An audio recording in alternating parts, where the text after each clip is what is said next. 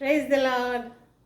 స్నేహితులారా, గత వారం వీడియోలో సిద్ధపరచు దినము అంటే ఏంటి, ఆ రోజు మనం ఏం చేయాలి, ఆదివార దినమున మందిరానికి ఎలా వెళ్ళాలి అనే విషయాన్ని లాస్ట్ వీక్ వీడియోలో మనం విన్నాం.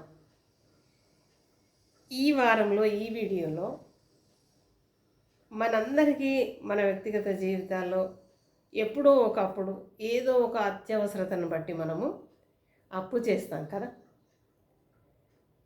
అప్పు అనేది అత్యవసర పరిస్థితులను బట్టి అప్పు చేస్తాం. ఎవరైనా ఏదో నామినల్గా జోకిగా ఎవరు అప్పు తీసుకోరు కదా. అయితే కొందరు బుద్ధిహీనతను బట్టి కూడా అప్పు చేసే వాళ్ళు ఉంటారు. దేవుని బిడ్డలారా ఉంటారు. అయితే ఎక్కువ శాతం అయితే అత్యవసరతలను బట్టే అప్పు తీర్చుకునేవారు ఉంటారు. అయితే అప్పు తీసుకుంటారు, కానీ ఎప్పుడైతే వారికి ఆ అప్పు ఇచ్చిన వాళ్ళు ఎక్కువ బాధ పెడతారో దాన్ని బట్టి కొందరు ఏం చేస్తారంటే ఈ అప్పును తీర్చడానికి ఇంకొక దగ్గర అప్పు చేస్తారు, ఆ అప్పు తీర్చడానికి ఇంకొక దగ్గర అప్పు చేస్తారు.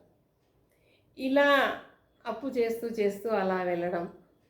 అయితే అది కొంతవరకు మనకు ఉపశమనాన్ని ఇస్తుందేమో, కానీ సంపూర్తిగా మన మనసుకు నెమ్మది మాత్రము ఉండదు. దేవుని బిడ్డలారా, మరి చాలా మట్టుకు అప్పు చేయాలి, బాధపడాలి అని ఎవరు అనుకోరు కదా. కానీ మనకున్న అవసరతలను బట్టి అప్పు చేస్తాం. ఆ భారం కూడా మన హృదయంలో ఉంటుంది. ఎప్పుడు ఇది ముట్టిపోతే బాగుండు, నేను ఎప్పుడు రిలాక్స్గా ఉంటే బాగుండు. ఏది చేసినా ఈ అప్పు భారం అనేది హృదయంలో తోడుతూనే ఉంటుంది. కాబట్టి ఏం చేయాలి అనే బాధతో మనం జీవిస్తూ ఉంటాం. సంపూర్తిగా ఒక సాల్వేషన్ అనేది ఈ అప్పు విషయంలో నాకు కావాలి, ఏం చేయాలి మరి అని ప్రశ్నతో ఉండేవాళ్ళు కూడా ఉంటారు కదా. అయితే దేవుని బిడ్డలారా, ఇప్పుడు నేను చెప్పినట్టు కొందరు ఈ ప్రయత్నం ఒక దగ్గర నుంచి తెచ్చి ఇంకొక దగ్గర పెట్టడం ఇలాంటివి చేస్తూ ఉంటారు. వీటన్నిటికీ మరి సరి అయిన సాల్వేషన్ మాత్రము ఈ మార్గాలలో దొరకదు. కాబట్టి ఏం చేయాలి? క్రైస్తవులకైతే టక్కన జవాబు వస్తుంది, ప్రార్థన చేయాలి. నిజమే స్నేహితులారా, ప్రార్థన చెయ్యాలి. అయితే ఆ ప్రార్థన మరి కొందరు చేస్తూ ఉంటారు. ప్రభువా, నాకు ఇంత అప్పు ఉంది, ఇది తీర్చాలి. ప్రభువా, నాకు ఇంత అప్పు ఉంది, ఇది తీర్చాలి. నాకు సహాయం చేయి, నాకు సహాయం చేయి అని అడుగుతూ ఉంటాం, కానీ దానికి జవాబు రాదు. అట్లాంటప్పుడు మన మనసు మరి రెండు వైపులా విసిగిపోతుంది. అటు అప్పుల వాళ్ళు, ఇటు ప్రార్థనకు జవాబు రావట్లేదు, దేవుని మీద కోపం కదా. ఇలాంటి పరిస్థితులలో కొందరు ఉంటారు దేవుని బిడ్డలారా. మరి అట్లాంటప్పుడు మనం ఏం చేయాలి? సరే, ప్రార్థన చేస్తున్నాం, జవాబు రావట్లేదు. దానికి కారణం కూడా పెద్దది కాదు, చిన్న కారణం ఉంటుంది.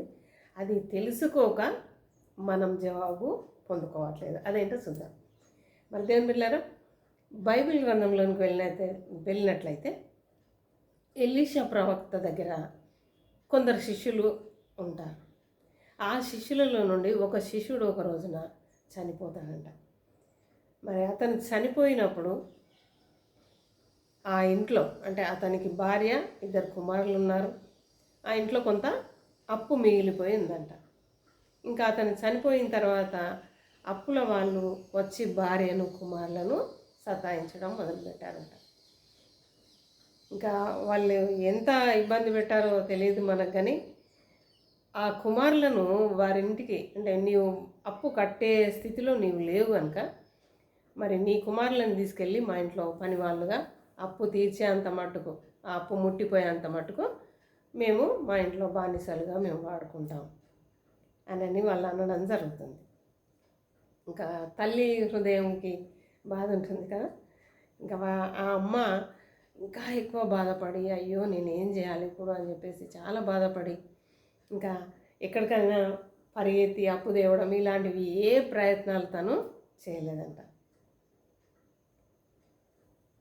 ఏ ప్రవక్త దగ్గరనైతే తన భర్త పని చేశాడో ఆ ప్రవక్త దగ్గరికి వెళ్ళిందంట. వెళ్ళి మరి 2వ రాజుల గ్రంథం 4వ అధ్యాయంలో ఈ కథ కనబడుతుంది. మరి ఆ ప్రవక్త దగ్గరికి వెళ్ళి మొరపెట్టుకొనెను అని ఉంటుంది. మొరపెట్టుకోవడం అంటే దాదాపు నేను అనుకుంటా చాలా ఏడ్చిండొచ్చు. అయ్యా, నా భర్త పోయిన తర్వాత నాకు ఇంత ఇబ్బంది ఉంది, ఇంత కష్టం ఉంది, నేనేం చేయాలి అని చెప్పేసి ఎంతో ఏడ్చిండొచ్చు.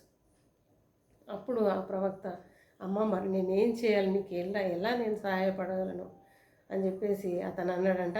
మరి అమ్మ, నీ ఇంట్లో వస్తువులు ఏమున్నాయి అని అంటే, అయ్యా నేను తినడానికి కూడా ప్రస్తుతం నా దగ్గర ఏం లేదు, కేవలము మేము వంట చేసుకున్న తర్వాత మిగిలిన నూనె, ఆ నూనె ఉంది, అది తప్ప ఏమీ ఇంట్లో లేవు అని ఆమె చెప్పడం జరిగింది.